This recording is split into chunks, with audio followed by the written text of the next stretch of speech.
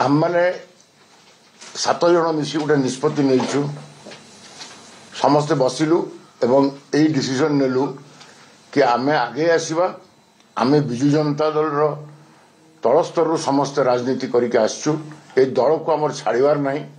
कि आम नेता को कौटी आमको तले पकेबार ना तेणु आज ये आम स्पष्ट करुचु आम विजु जनता दल छाड़ी कहीं जीवु ना जो कल्पना जल्पना चली इलेक्ट्रॉनिक मीडिया एवं प्रिंट मीडिया रे जो प्रकार मिथ्या अपप्रचार करा जाउची